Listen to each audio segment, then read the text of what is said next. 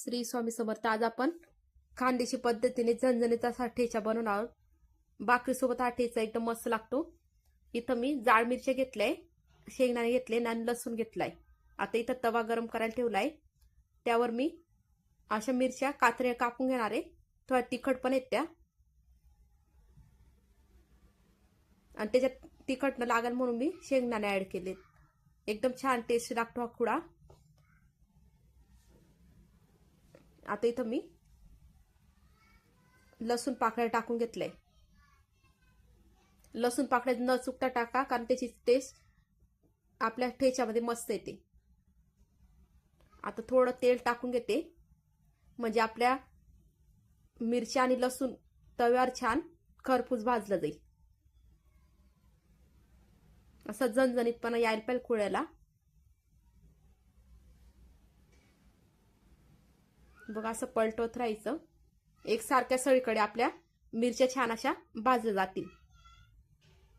आता इथं आपण शेंगदाणे घालून घेणार आहे.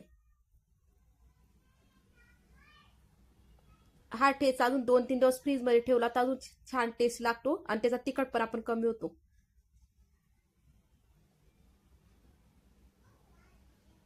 बघ, मस्त अशा खरपूस आपण यांना भाजून घेऊ.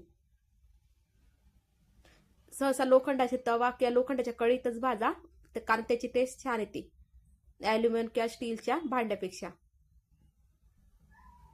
मी हा लोखंडावरच टेस्टणार होती तव्यावर आपल्या, पण माझ्याकडे मुसळ नसा, मी त्याला मिक्सरमध्ये काढलंय. तुमच्याकडे जर मोठी मुसळ असेल किंवा खलबत्ता असेल, पाटा असेल तर नक्की त्याच्यावर वाटा. बघ, हे छान असा दूर येतोय, झणझणीतपणा येईल आपल्या ठेच्याला. छान मस्त भाजलं चाललंय. एकसारखं असं भाजून घेते, म्हणजे मिरचीचा शेंगण्याचा पूर्ण कच्चेपणा निघून जाईल. आता इथं मी मिक्सरचं भांड घेतलंय, यात आपण हे काढून घेऊ. आणि मी हा पल्स मोडवर ठेचा वाटून घेतलाय. डायरेक्ट वाटून का नाही ते एकदम चिकट होऊन जातो आणि एकदम बारीक होऊन जातो. पल्स मोडवर जर तुम्ही ठेचा वाटून घेतला मिक्सरमध्ये तर त्याला छान टेस्ट येते आणि थोडा जाडसरपणा येतो. मीठ टाकून घेतलं चवीनुसार. तुम्हाला वाटलं तर तुम्ही यातच जिरं घालू शकतात, पण मी जिऱ्याची फोडणी करून मग त्यावर जिरं घातलंय, म्हणजे त्याची छान खमंग वास येईल म्हणून. बरं, थोडंसं तेल टाकलं, कारण आपण ऑलरेडी तेल टाकलं होतं. जिरं तळतं एवढं तेल घातलंय मी, आणि त्यावर थोडं जिरं घालून घेतलं, अर्धा टीस्पून. आणि आता आपण ठेचा त्यावर टाकून घेणार आहोत. बाकी छान ठेचा वाटला गेला पल्स मोडवर. जास्तही बारीक झाला नाहीये आणि जाड राहिला नाही, एकसारखा वाटला गेलाय.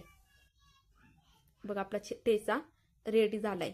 आता आपण याला छान वाटीत काढून घेऊ आणि हा भाकरीसोबत खायला तयार आहे.